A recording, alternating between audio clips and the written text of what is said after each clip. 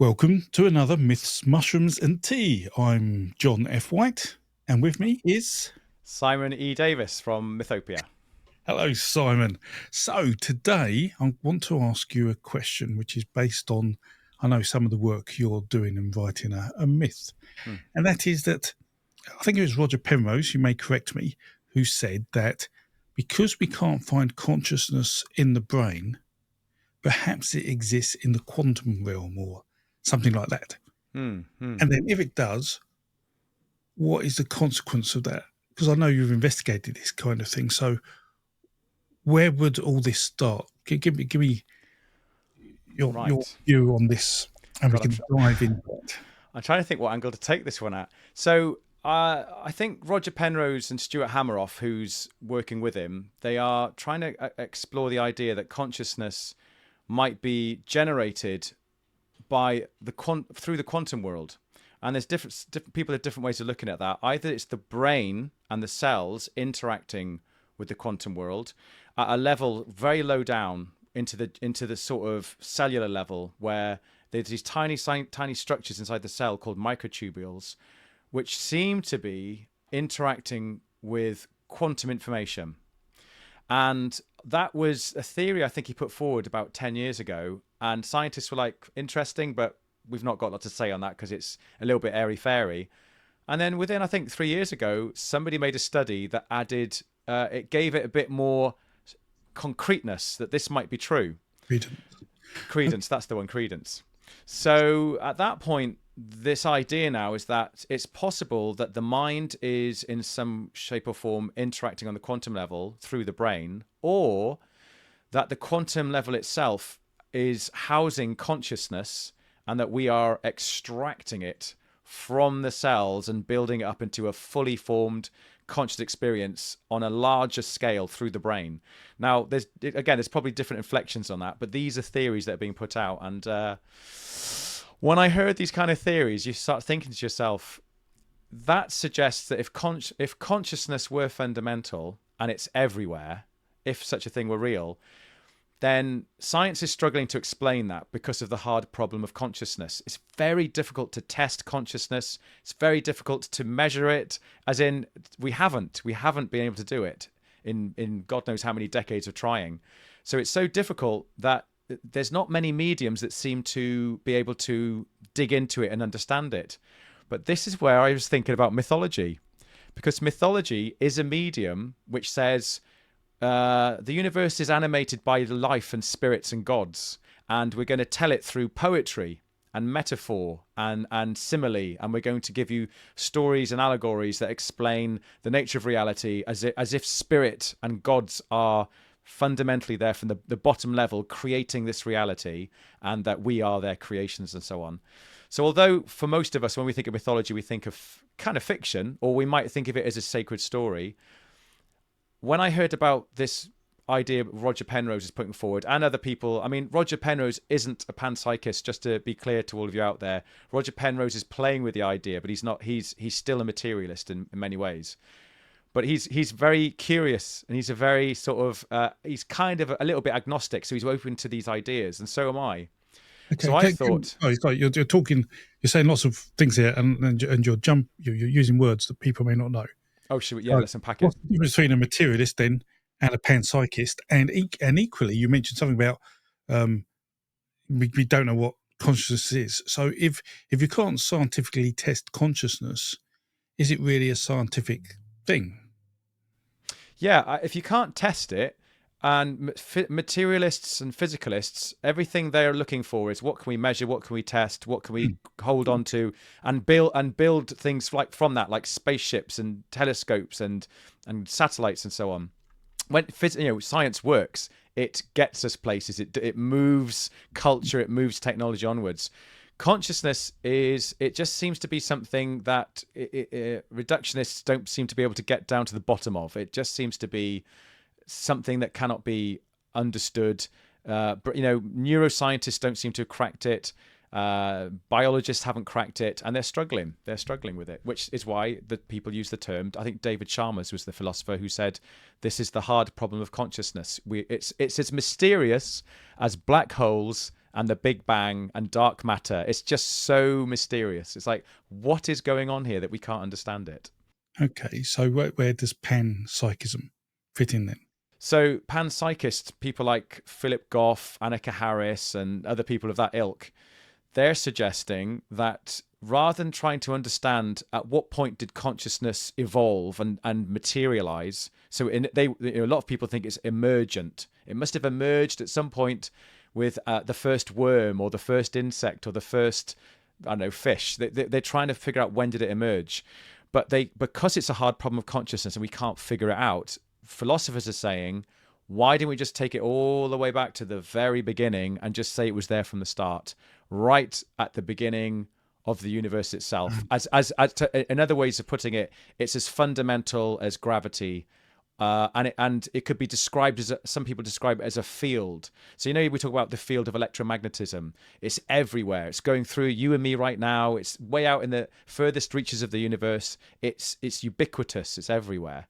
So what these philosophers are saying is consciousness could be a field, absolutely everywhere, and you are extracting it from the quantum level and interacting with information and creating and generating a conscious experience through it. Okay, so that's cool. So what you're trying to do then, before I cut you off, sort of originally, so it was you're creating a myth, which is talking about lots of things, but one of the things it's going to try and grasp is what if consciousness was at the start of the universe. Is that right? That's right. So if you think about most myths, like let's take one of the Hindu myths where Brahma awakens in the cosmos, he's pure consciousness, and he starts to unfurl and unpack the cosmos with his mind. He uses words and his mind to think things into form.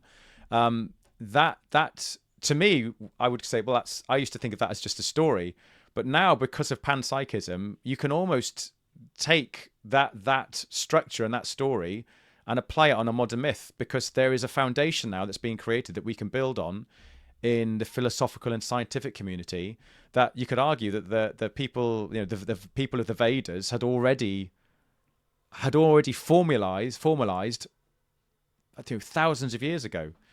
So you could argue we're a little bit behind. Okay. Oh, yeah, well, yes, and this is what you do. You create these sort of analogues, I guess, or try and I don't know if we actually did talk about it in the last podcast where we tried to. It was very complicated, wasn't it? Cosmic egg, and you try to. So let's do this one piece at a time. So we can break it down. So in your myth, how do we learn about consciousness being there? So how does it start? Right. So I've put together my own idea. You want me to share? You want to share my idea at the 0.0 part of the universe? Right, so not even the 0.0001, the very zero. What is it beginning when there was nothing? We may have touched upon this in the last one. I can't remember. We just for those who are watching now, we tried to target this information and it was struggling. I was struggling to put it all together. So I said, let's just cut it off there and we'll get back to it. So hence what we're trying now. What I'm proposing is that the biggest mystery of the Big Bang is when you compress all of the universe down to a single finite dot, which we call the superforce, which is where gravity, electromagnetism, atoms, dimensions like space and time, all that is compacted down to this tiny little infinitesimal dot. And from that comes everything, the entire universe. But before that, and that's a difficult word to use, isn't it? Before time, because if time doesn't exist, how can you be before time if time doesn't even exist? Because in this state, there's not even any time. And there's not even a dot, because a dot can't be a dot. It's something. Yeah. It could be the size of the cosmos, but because there's nothing in relation to it, we're assuming it's a dot. Compared to now, and I'm sure there's loads of other theories that have different inflections on this completely. But before that, people are saying we have no idea what existed before that. It was nothing. It was just complete void, nothingness, and so that's what the scientific model says, and that's what a lot of the myths used to say, wasn't it? Not all of them, obviously, but a lot of the myths used to say in the beginning there was nothing, darkness, and chaos. So what I wanted to do was, respecting the traditions of the past, was get all of the mythemes and the tropes and the symbols, and see if I could map them onto the current model of the Big Bang, and see if there was if our ancestors had some way divined an understanding of the Big Bang, in a poetical, metaphorical kind of way. And if they did do that, two things I'm interested in is A, how did they do that? What were they using to get there? And two, how on earth how did they intuitively come up with something that fits? Now you could argue when I explain the model, you might say, I think your bias is trying to map these onto there and it doesn't work.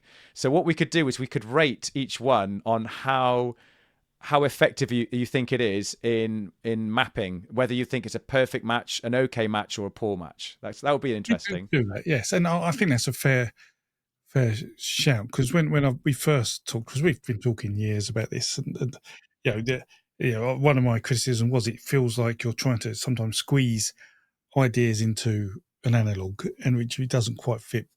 But this isn't about maybe being scientifically accurate. It's about creating a myth that fits. But as you say, it is interesting to see how scientifically accurate it is. I'm trying my hardest with the science. Just a quick, go on. Okay. You first, go on. I've got a curveball for you. I just watched Richard Dawkins being asked the question, or maybe he asked the question, is the universe digital?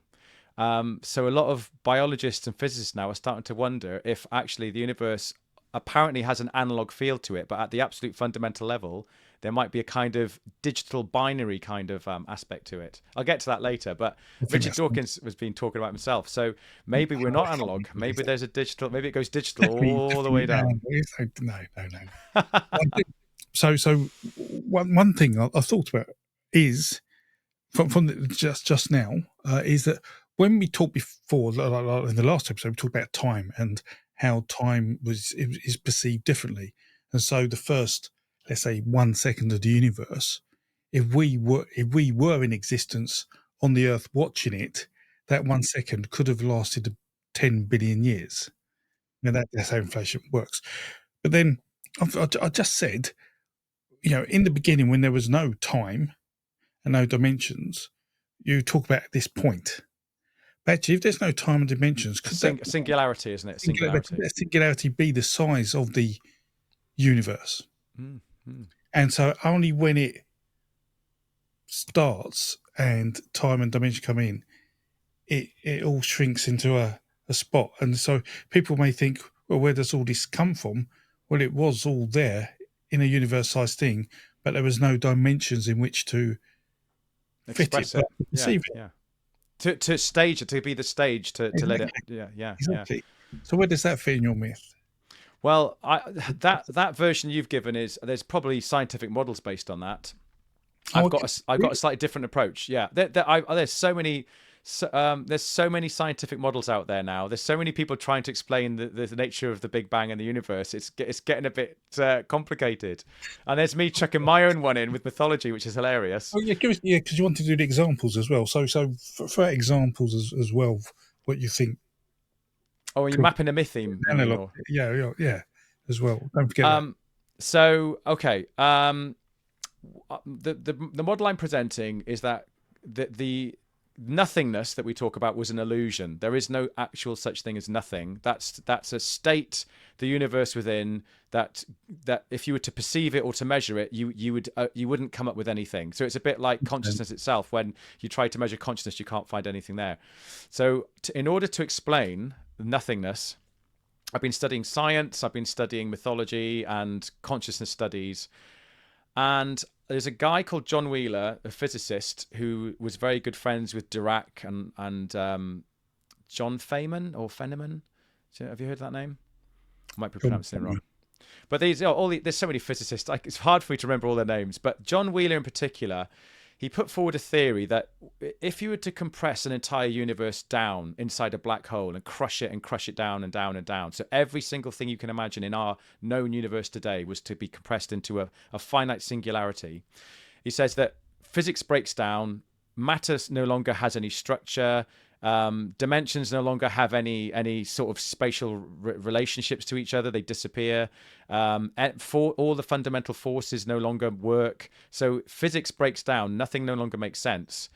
And he proposed that in that state, he called it just pure information. Pure information. Every single informational aspect in the entire universe balanced inside this infinitesimal dot, which they call the singularity. And he said that within that singularity, everything would exist, all possibility, all potential. And I was remember we mentioned last week about the Ruliad by Wolfram, who puts forward a theory that the entire universe is run on a set of almost infinite principles and laws, and that they are already built into the mechanics of the universe. And if you put their work together, if you get the Ruliad, which is this idea of infinite rules and possibilities, inside this information, which is infinite form and structure and possibility, then you start to get this idea that, and again, a lot of other physicists describe this idea, the universe is like a pregnant potential sort of singularity where anything can happen, but it's stuck in stasis. There's nothing moving it, because in order for these things to work, they need to be observed. So, for instance, information doesn't flow and doesn't exist unless it's inside a medium and it's participating with something else. Information has to flow through networks. And if there's nothing there for information to flow into, if there's no structure, no medium to cross into, then it sits there in complete stasis, and it's in effect, it's inert, it's completely locked out. And so John Wheeler was struggling to understand, how do I extract all this information out of this singularity? How did the universe do it? And he had all these theories, and one of the ones he used was it from bit, which is the idea that eventually something maybe in that information was able to form a relationship, and then from there build on and build on. But I was going to use another idea, which is the observer and the observed effect. Did we discuss that last time? I can't remember. I think that's one of the ones we tried to describe. Yes. So, okay. No, right, let me make sure I got this, because this is already... Yeah, trust me, this is complicated. Got into a particular sort of view. So, information. So, most people look at information as being non-material. Yes, correct.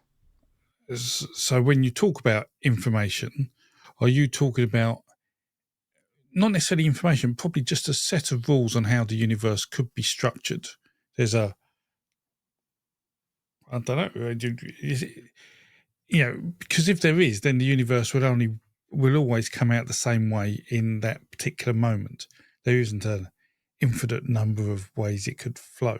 The universe will always be what it is now, and everything is predetermined in effect. Yeah. Is it? Yeah.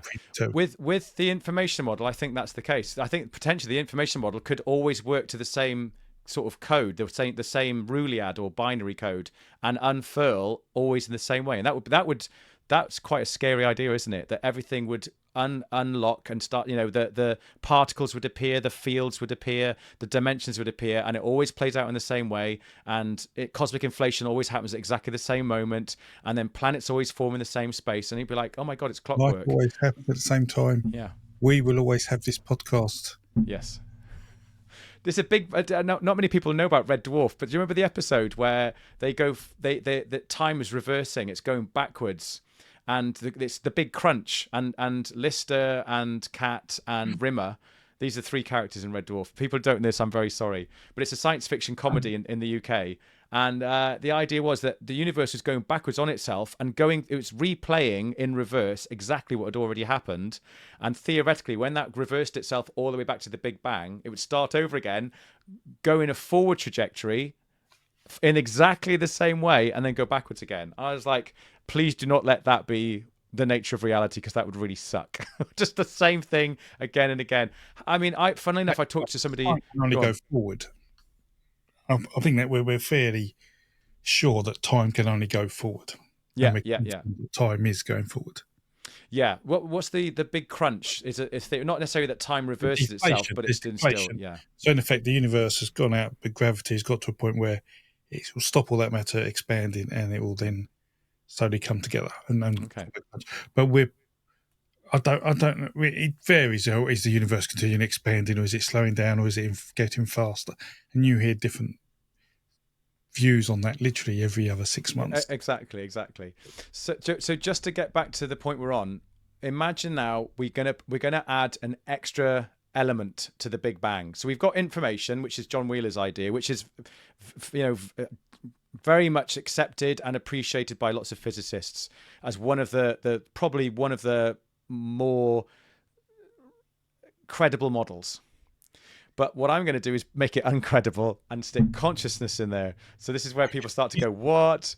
But there's this beautiful thing happens when you do it. And it's exciting. I'm finding it really exciting. And I wonder if any physicist watching this right now might get a bit excited as well. It'd be interesting to see if they've got something to say about this.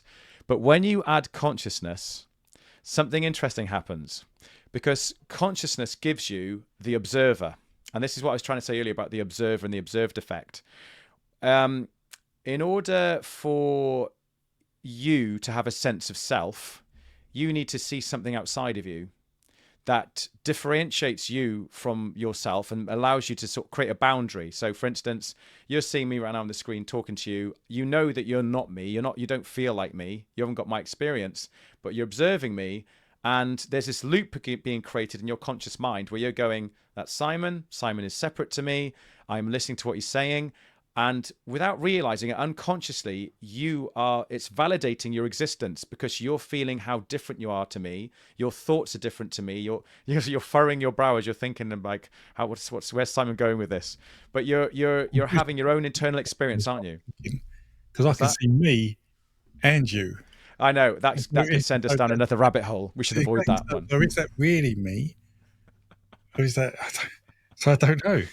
Am I really me? Or am I that person now? That's another rabbit hole we should explore later. The self, the nature of self. But that conscious. So because if everything is conscious, well, I don't know if you've said that, but is everything conscious? And if everything's conscious, then is a brick conscious? And if a brick is conscious, then is my reflection conscious? I think so. Different views. Again, there's always different inflections on this, isn't there? But some people will say a brick is having a conscious experience because all the atoms in the brick are conscious. So they would see the atoms in that brick as each one of those as conscious little entities and having their own tiny, infinitesimally small little basic conscious experience. And then when you put them together as a collective, you could think of it like human culture. All of us, we're all individuals who live in culture together. But when we all come together to watch, say, Michael Jackson concert, we're all together, we're all raving, we're all there going, yeah, amazing, Michael Jackson. And we're all sharing this experience. And there's a collective, like a collective experience. So some panpsychists would suggest that the brick is having a similar experience to that, where all these atoms are in together in the brick and they're having a brick experience, and that on some basic level they might just feel what it's like to be solid, compressed, contained, and on their level it might feel like stability, it might feel like something solid and safe, and maybe they feel safe in the brick. Who knows? They might have that internal experience of, yeah, this feels pretty safe inside this brick. Who knows? I mean, I've never thought about being a brick before. Okay. Then let's change it slightly. Not a brick, but a breeze block. So there's air holes in it. Right. And get me this. So we have atoms floating in the breeze block. So how is the breeze block conscious it's a breeze block, or does it just think includes all the atoms that aren't touching it as well and moving around it? Yeah. So another inflection on things like cosmopsychism and panpsychism is that you have to have, I think there's a guy who suggests this, see if I can remember his name now, Bernardo Kastrup. So Bernardo Kastrup suggests that he's a philosopher of consciousness, and his idea is that you have to have a boundary around you, something that differentiates you from the rest of the universe. So yours would be your skin, your brain. That's a boundary that identifies you with you. Force or something. Yeah. Then you've got an atom is the electronic shell around it creates the boundary, and then it's an entity in its own right, and that the experience is unique within that boundary. So you can't experience the brick. You can only experience your level, which is that you are having. You're just an atom. You just so happen to be inside a brick or a breeze block. You don't know that. You just so happen to be there, but you've got an electric sort of I don't know quite how it works on this level, but you're connected to all the other blocks through, the way that atoms are connected to each other with strong nuclear force and so on. Molecule chains sending information back and forth. So they might be having some kind of basic experience on that level, but they wouldn't know they're a brick or a breeze block. And the air that flows past them, again, they might register that. And remember, this is the important part of the observed and the observed effect. If you observe an air molecule going past you and you feel some kind of electric static charge and you sense that, then you have a relationship to that movement, and you have an experience of it, and you experience maybe an electronic field that comes past you. It might feel quite nice if it's one kind of atom, and it might feel maybe uncomfortable if it's another. It's funny, I'm trying to think of what it's like to be an atom in a brick. But that's electromagnetism, isn't it? It's not consciousness. So, for example, if I dropped a brick on your head, the brick wouldn't go out. I mean, you'd go out, but that's because the electromagnetic force of the atoms hitting your atoms in a way and repelling is causing that. That isn't. So the human brain is working. It's a bioelectric current moving through the brain, allowing us for our information to flow and for us to have a comprehension of what's going on outside. If as a panpsychist, you then start to play with the idea of does a cell have a conscious experience? And Mike Levin, who's a biophysicist, he suggests that they do have an internal felt experience. And he says that on the tiny cellular level, there is a membrane going around the cell, and that membrane is allowing the flow of bioelectricity, and it uses it to communicate to other cells in the body. And that communication between them, that network of information, doesn't just connect them, it creates a society. They're living in a little culture. And in that little culture, they all communicate and they understand how to produce a pancreas or a brain or a fingernail, whatever it is. And they don't necessarily know they're a part of a larger structure. They only know what they're communicating on at their level. But there is your bioelectricity there, giving them a sensory experience. Then you go down to the level of the atom, and you've got an electron spinning around the nucleus, very similar to the membrane around a cell and your neurological system. The nucleus, though, does it? An atom? Yeah, an electron. No, I'm talking about the atom. Sorry, I'm on the atom level now. So we've got a nucleus in the middle, and an electron going around it. Now, it doesn't go around it. That's what I'm saying, though. The electron doesn't. Do you mean you're talking about Are you talking about the probability shell, or you're talking about? I'm talking about electrons. Well, they're called to have spin, but they can have half spin or no spin and jump at different points, but they're not doing that. Like they're not going around it could be at any one point. It can be all over the place, can't it? You just don't know. If you try to measure it from that double slit experiment, we can't know where exactly it is or how fast it's moving. You can't know both at the same time. You can only know one of those things.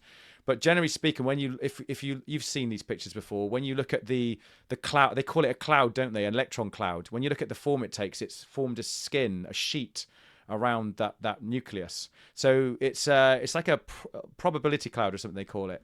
So but it's an electron, so it's working upon the electromagnetic field. So going back to the question, now I've put that idea in our heads. What was your question again? Just so I can clarify it.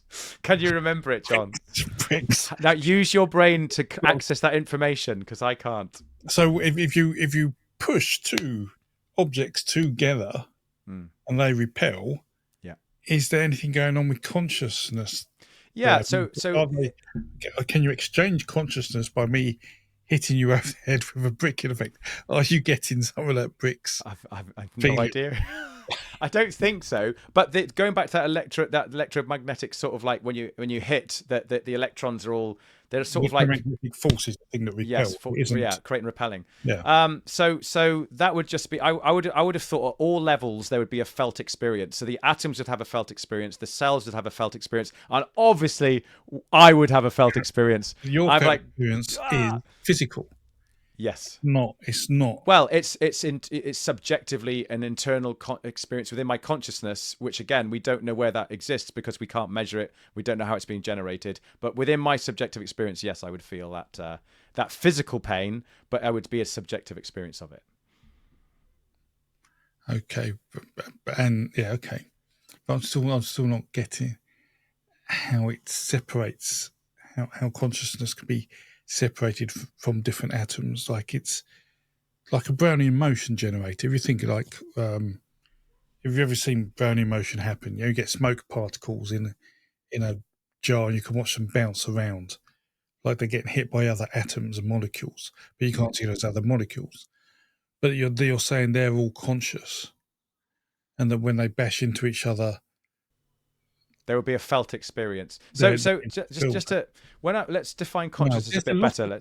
There's a lot of pain in the universe because everything bashing into everything all the time. Well, that's the whole idea of the hero's journey. You've got to suffer. It's all about suffering and adversity and challenge. And yeah, of course, there's pain. It's built into. Isn't that the idea of the Buddha? Suffering is life is suffering. Oh, that's great. And there's an analog for you. The universe is constantly suffering. Yeah, I mean, yeah. Yes. Right. So the consciousness is it's the felt experience of what it's like to be you. So if you're a bat or a atom or a star, panpsychism is suggesting that all these things have a conscious interior reality. They're just as you are experiencing reality through a virtual map in your mind. So remember let's just go back to last week. We did touch upon this, that what you're seeing is a simulated experience of what's outside of you, a representation. Yeah. So what we're saying, well, I don't want to say that I'm not a panpsychist, but I am a proponent of it. I'm exploring it.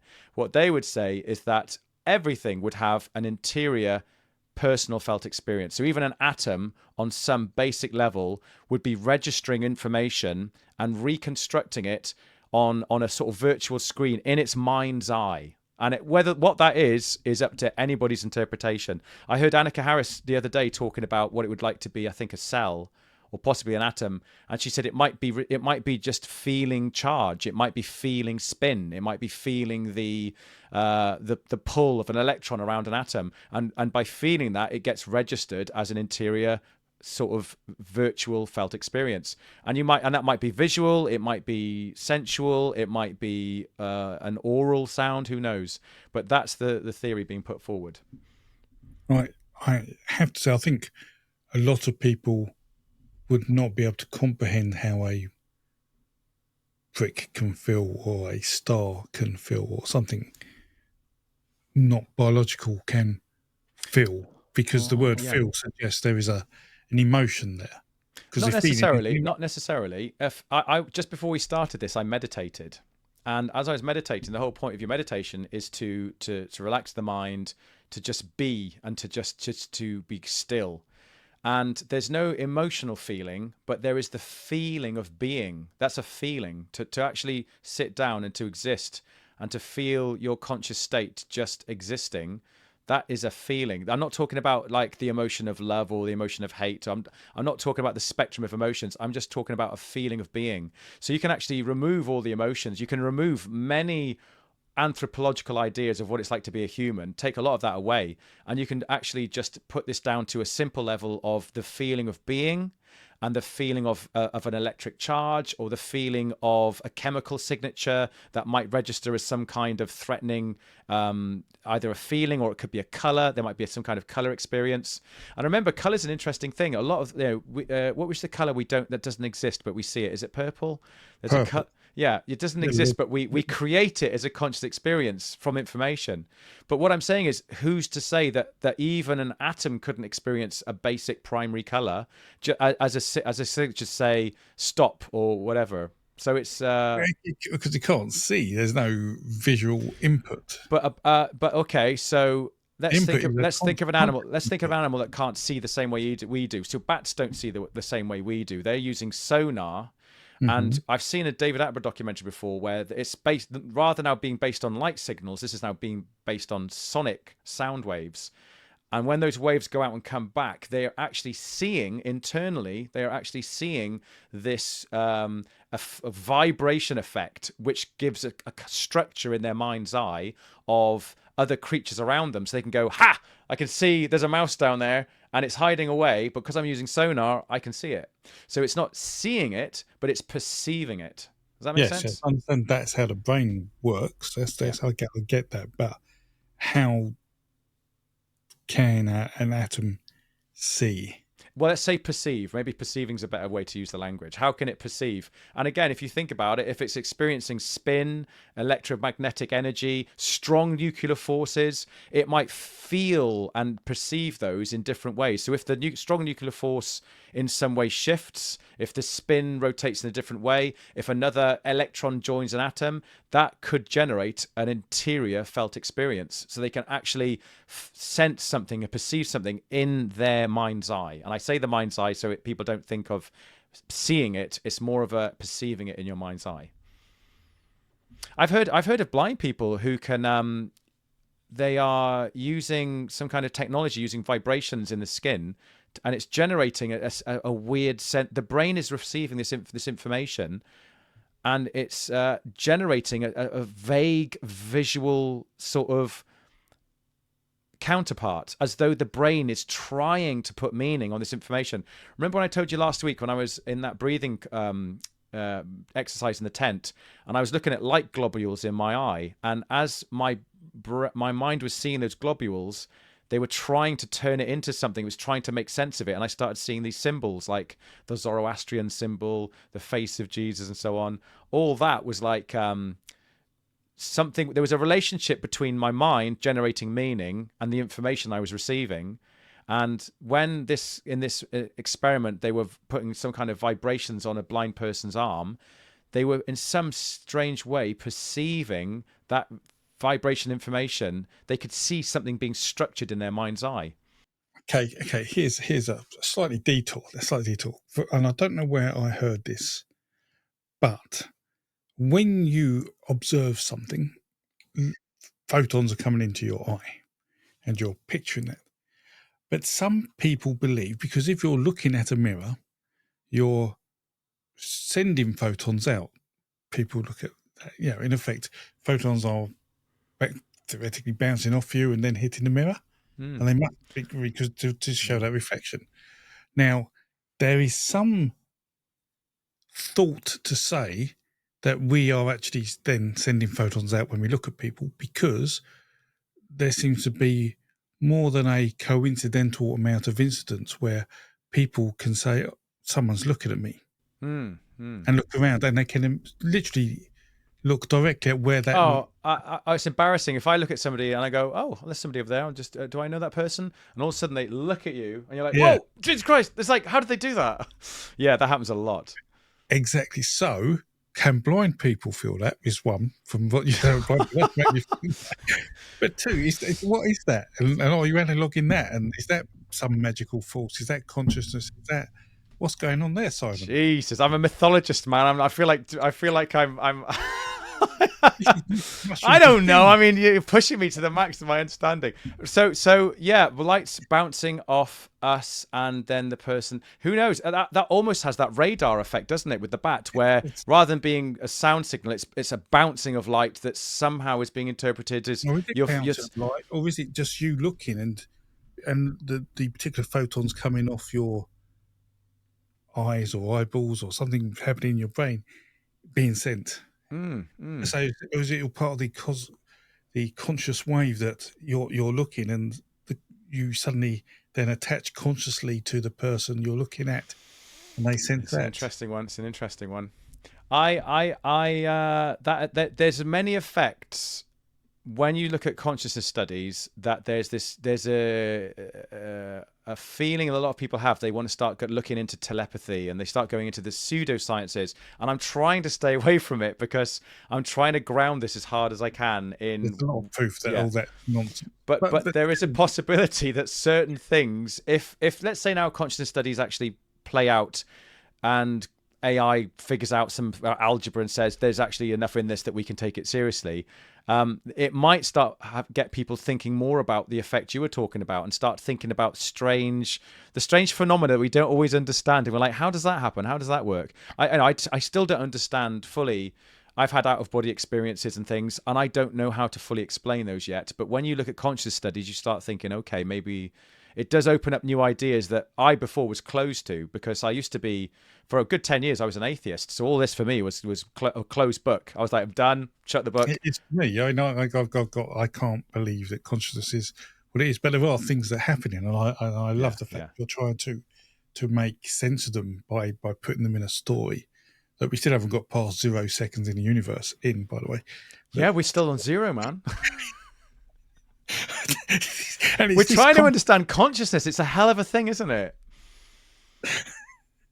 It's brilliant. How did the very, very, very start of the universe begin? Now we've worked out what happens at 0 seconds, which is a lot. Yeah.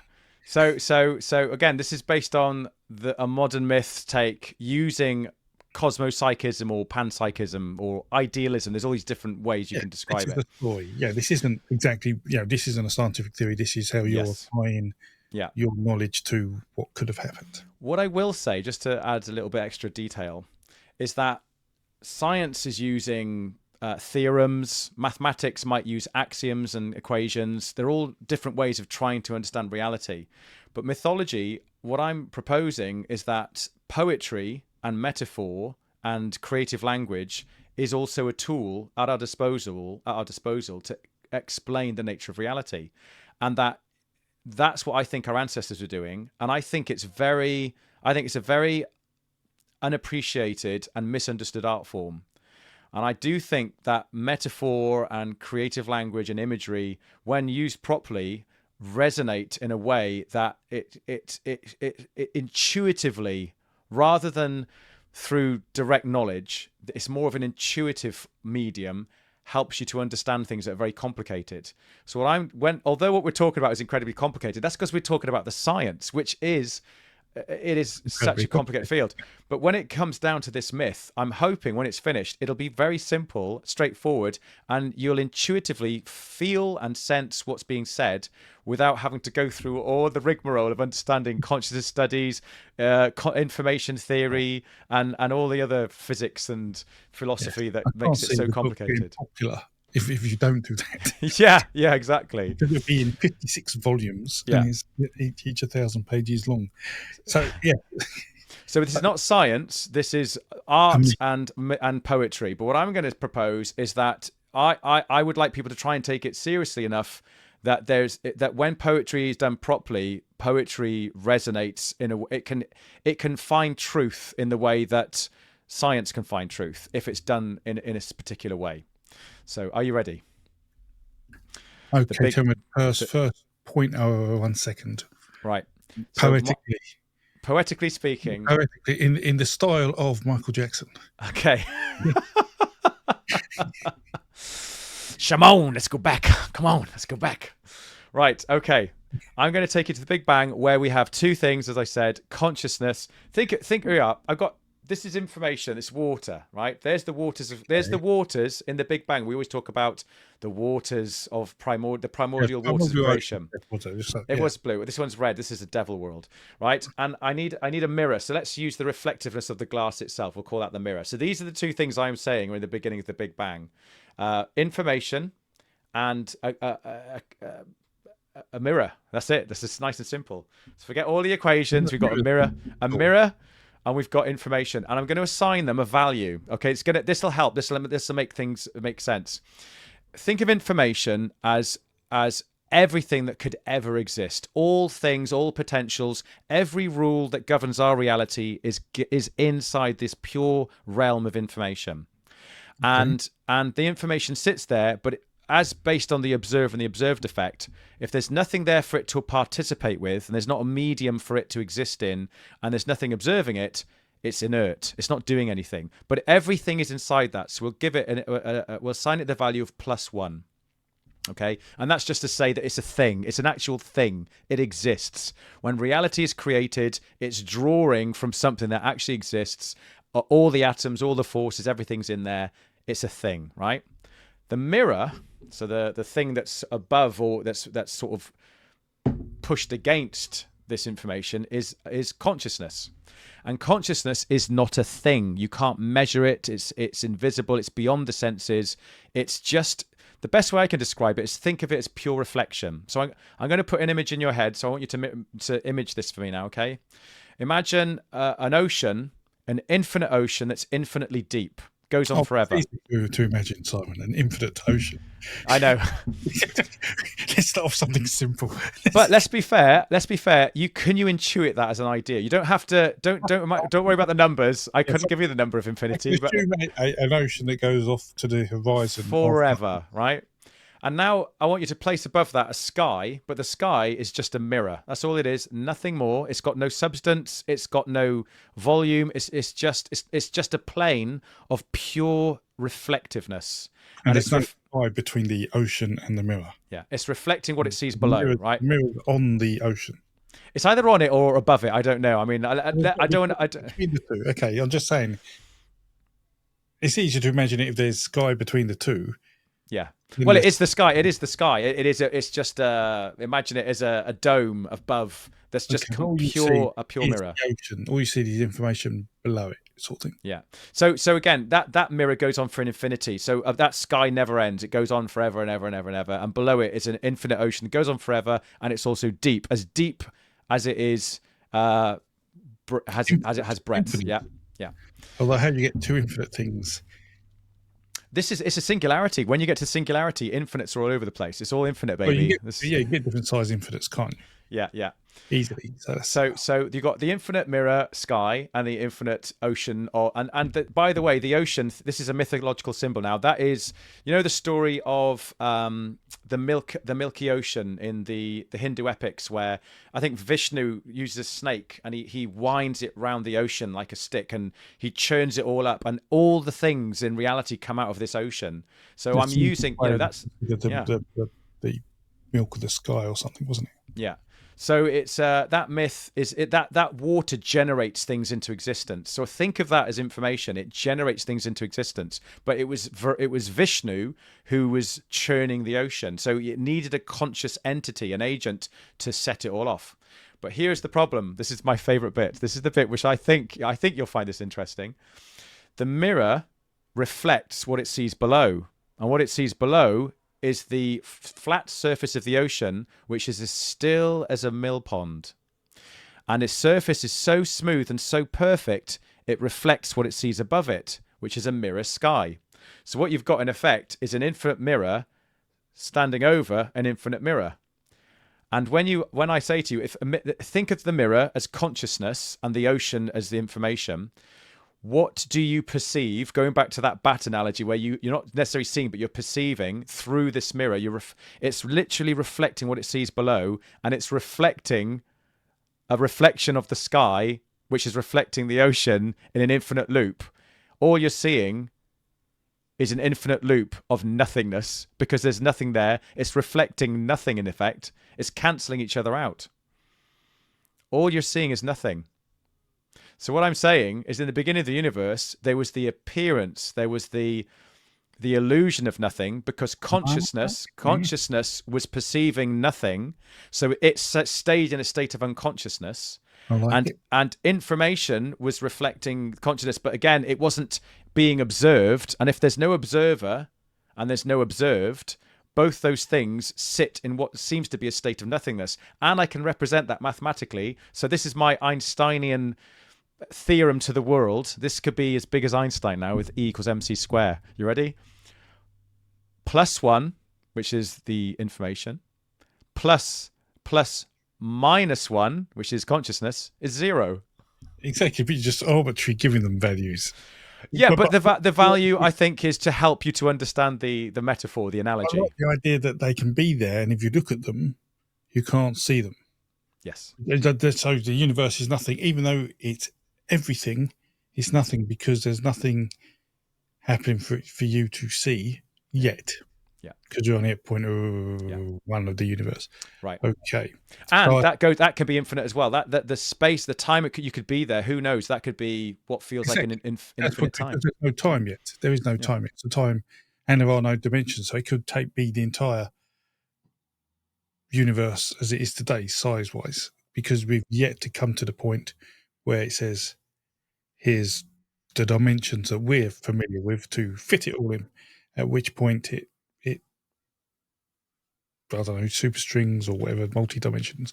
I don't know. Okay, right. So turn the clock the smallest minute amount of time. What happens? What's the next thing that happens?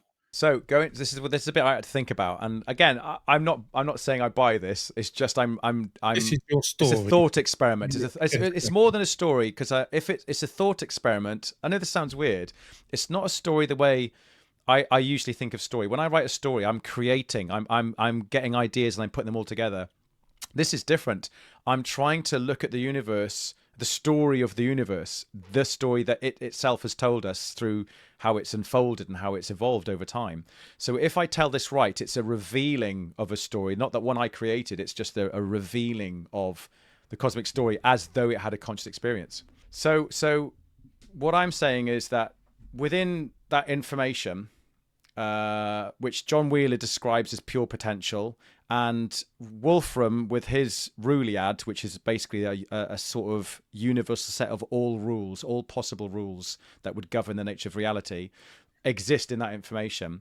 One of those rules is entropy or chaos, the idea that nothing can stay the same forever. Everything has to change. Everything has to go through, has to be broken down and reformed. So, for instance, civilizations can crash down. They don't last forever.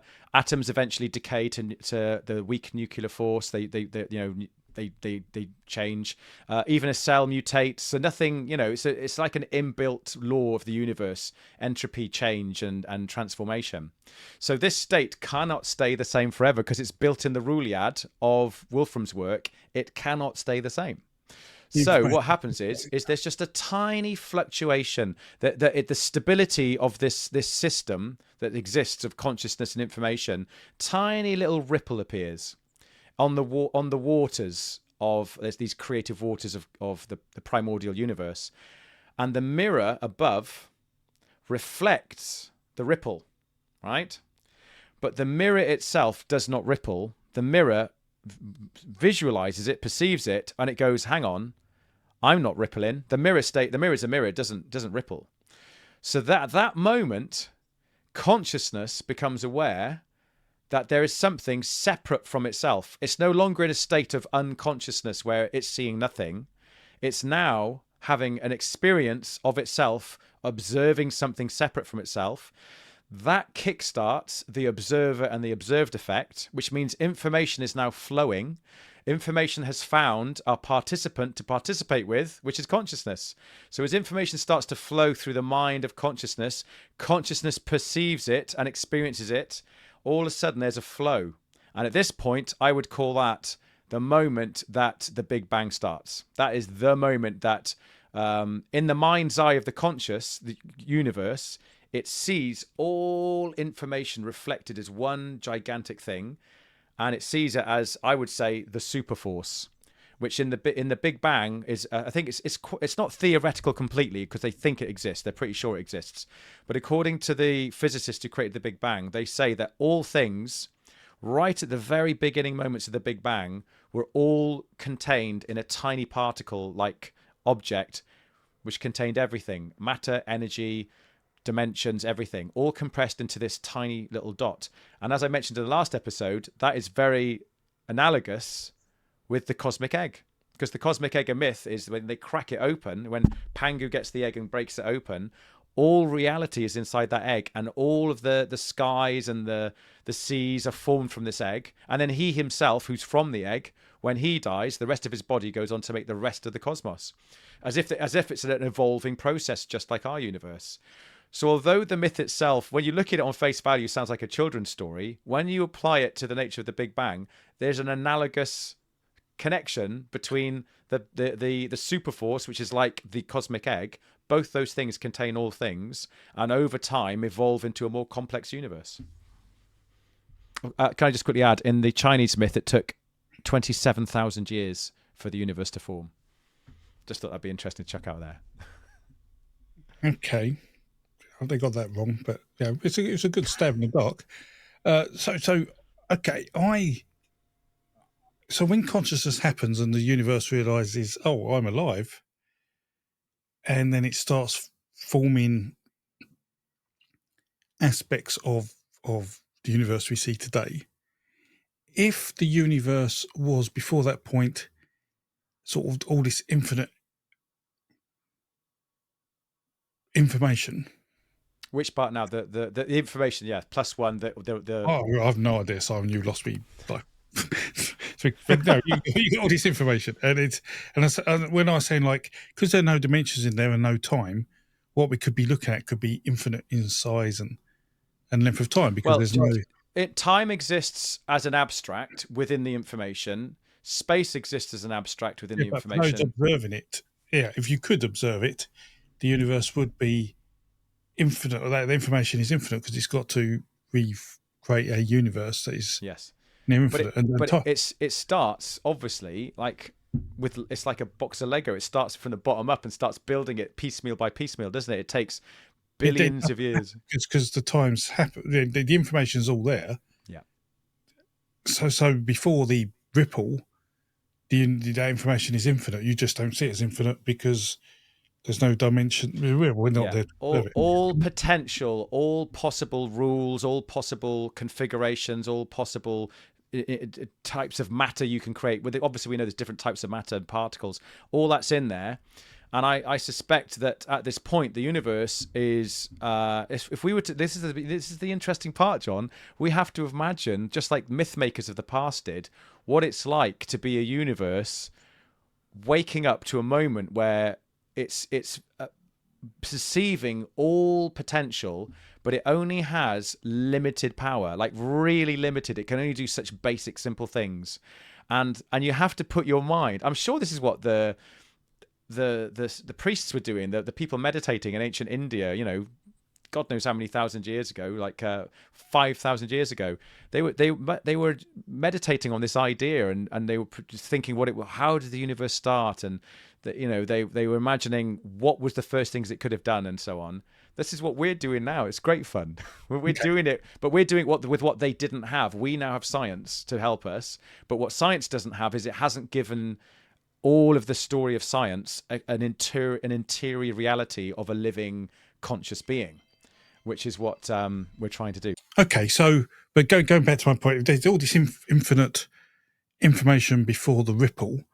Could that ripple, which then says, the universe is beginning, and it creates dimensions, so all that information gets squeezed down into the singularity as we would observe it, and now at that point, because the universe is conscious, could that transformation from this unbound amount of information into the single point create the energy to form the bang of the Big Bang sort of thing? Yeah, I was thinking before. It does make sense. I've been thinking about this. This is where it gets weird. This is where things get weird because this is where it gets weird. Last half an hour. It's fine. It's been I've been like a walk through the park for me. So I was. This is where but it gets weirder here because this is the bit that melts my brain. I'm going to try and sell to you the idea of how the cosmic twins were created. So by Manu and Nemo, you're very familiar obviously with those because that's your expert field. So I've asked you before about this to help me out. But in the beginning, if you've got consciousness perceiving all information, I was wondering if that super force, which in science is all things combined into a tiny little particle, if that's the super force, does that actually exist? Or is that super force the mind's eye of the universe, perceiving information. And just like you, as I said, everything you're perceiving right now is a simulation in your mind of what's out there, and what's out there is real. It's all flowing information, but you're turning it into your own personal internal felt experience. The color of the books and your shelf, the statues around you, the light, the way the light feels on your skin, you are generating that experience. It's I'm not saying it's an illusion, but it's simulated. It's representational of what's actually outside of you. So then I thought to myself, does that mean the universe, if it's reflecting and perceiving information, then that means that the interior felt experience it's having in its mind's eye, that tiny little particle, is actually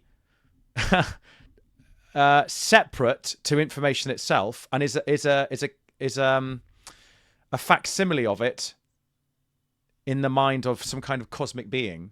So is our entire reality actually, what would you say, in somebody else's mind's eye, the whole thing? Does that make sense as well? Not only is consciousness fundamental to the universe, but the creation of the universe creates a consciousness that stares at... Well, no, because it's seeing information. So it's created pure information, but not the consciousness, because it is consciousness itself. It is the field. It is the ultimate foundation. It's the mirror reflecting it. But the mirror is having if you were to see the mirror, if you looked at it, you would see the reflection of the ripples on the ocean below. But you've got to remember that mirror is having an internal felt experience. It's actually seeing, and it's not perceiving consciousness. It's perceiving information, but possibly perceiving information reflecting consciousness. Who knows? But I think it's reflecting information. So it's now got it in its mind's eye. And at that point, maybe that gives it control over it, so it can start to unpack it piecemeal by piecemeal. Yeah, very interesting. This is what it's like to look into the eyes of a creator. Is the material universe then a reflection of, or I wouldn't call it a reflection of the mirror,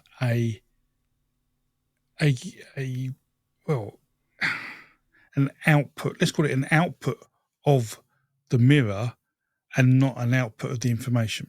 Yeah, that's the weird thing. This is where I was getting stuck on, because if you study, have you done much on the Gnostic texts? Have you looked into Gnosticism? And yeah, I'm familiar with some of them, yes. So I'll touch on the basic idea. Gnosticism says that the creator who created the universe had a counterpart who was like...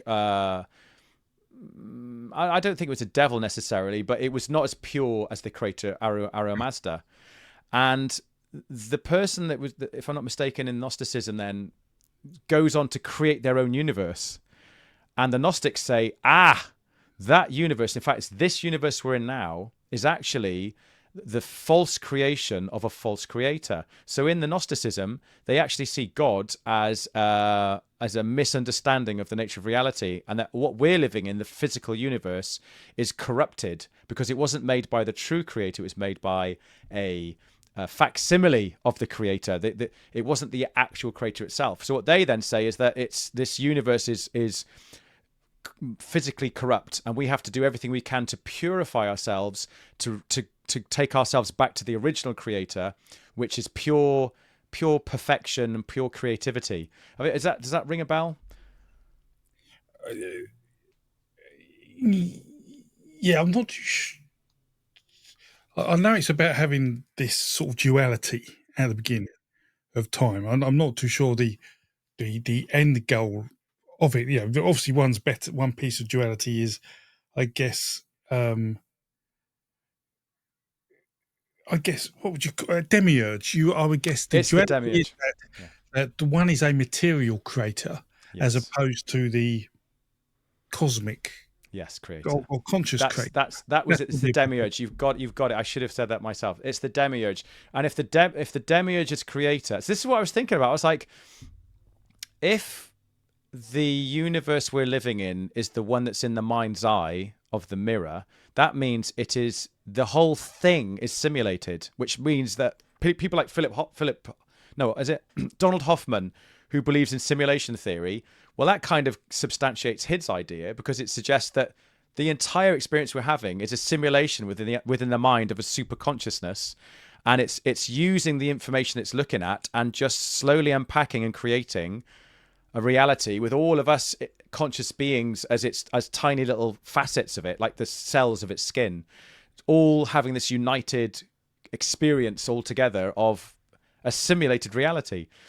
So that's where I was thinking, like, this idea can go really weird really quick, because then it sort of almost sounds like the whole thing is a simulation based on that model, or consciousness itself just directly manipulates information, and the whole thing is based on that model, and in which case then the information is real, the physical reality is real, and all the information that we're dealing with that was pulled out of this information field, as John Wheeler said, is the actual reality we live in.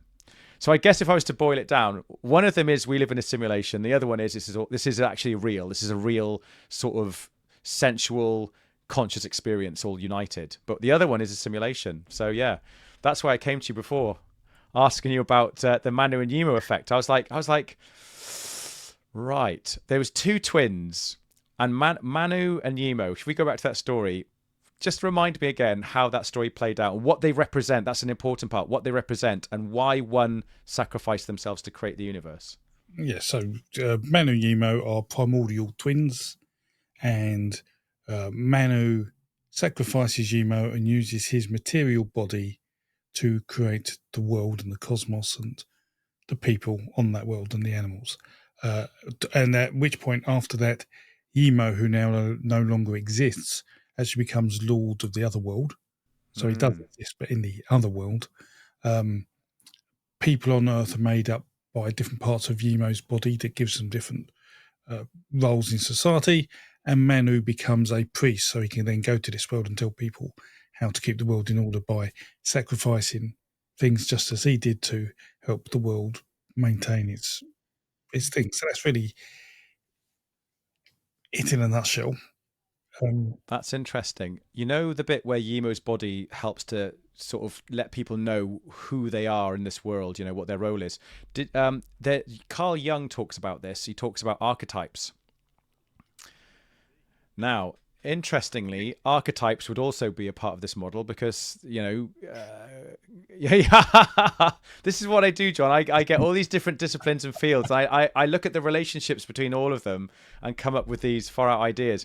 But you could argue that there are genuine archetypal forms that exist in reality that the poets always talk about it. So the poets will always say, they might describe a woman in a very watery way, drawing upon water symbolism. They might refer to man as we're using fire symbolism. And that's what poetry does. It says there are elements in nature that are very almost anthropomorphic. They have a certain feel about them that we symbolically understand. And these archetypal forms could also exist in our neurotypes. So people in society, some people are great thinkers, some people are great engineers, they're doers. Other people are very nurturing and they're very good at holding things together and you know, nourishing people. And then other people are very social and interactive. And this is where you end up getting personality types. So that in itself, I've always played with the idea, is that an expression of consciousness, that consciousness itself has archetypal features, and that certain, just like that Yimo, when he died and his body became kings and laborers, is that right? Kings, laborers, priests, and warriors. Yeah, sort of priests, warriors, and providers. Yeah. So that's to say that there's something about Yimo within his form. It gave form to archetypal sort of types of people, and I would say that if panpsychism were real, there would be something, according to Carl Jung, where he'd say, yeah, that there are, if the consciousness were fundamental, which kind of maps quite nicely onto his collective unconscious, and that the collective unconscious houses all the symbols, it houses all the living metaphors and all of these archetypes, then in our society, when you see people who are, their personality types are very specific, like Jordan Peterson is a philosopher and a thinker, You can think of Elon Musk as an engineer, hands-on person, like, tactile. Give me the facts. Give me the hard-on where the rubber meets the road. What are we actually dealing with? Then you might have Mother Teresa as the nurturer, and you might have. I know it's a terrible example for some people, but that's another story. We'll go there another time. Yeah. You might have Joe Rogan as a socializer, because he just literally connects so many people across the world. It's like they are archetypes. They are living archetypes in society today, and you could argue that they are different expressions of consciousness that have formed into personality types, or what I call neurotypes. So that's an interesting inflection on that story. That's all. Just thought I'd say. Yeah, and that's interesting. Okay, I think that makes probably a good point to sort of wind this part of the conversation up, because I'm sure Very good. we will talk more about this in future episodes, because we only got 0.001 into the Big Bang. And yeah, there's more to go with this Cosmic Higgs story, and when I'd like to. We've just touched upon the cosmic twins there, so that'll be an interesting one to go into next time, maybe. Yeah. Talk about beliefs and myths, and one of my beliefs is that people create myths to represent their biases, and then when people believe those myths in a sacred form, they do so because, and they act in a certain way, and they say, oh, it's because the myths are like that. But actually, all they've done is create myths that match their biases in the first place. They just can blame it onto a story or religion or a god. But that's again different ball game. But that was fascinating, Simon. I think you did a great job there. That was the last attempt was difficult because I'm still trying to ground these ideas, and it's quite hard. It's coming together. So for those who are interested in this, they can check me out on my Mythopia page. But it's in flux. It's always growing. I'm always learning and developing and interacting with people. Some people spend time with me chatting, sometimes shooting the breeze and give me their ideas. It's really good. So it's a very collaborative experience. If anybody's interested, they can come and join, because it's I think this is the kind of thing where you need lots of minds on it to try and sort of like share ideas and fill in gaps and so on. Absolutely. So that's Simon's at Mythopia. There'll be a link in the description below. All the videos to Simon's channel and my own. So yeah, with that, thank you very much for listening to us talk about stuff I don't even understand at times. You're a mythological expert. This is your field, man. I need your help. Okay, well, take care, everyone. Take care, John. Catch you all again. Bye-bye. Bye-bye.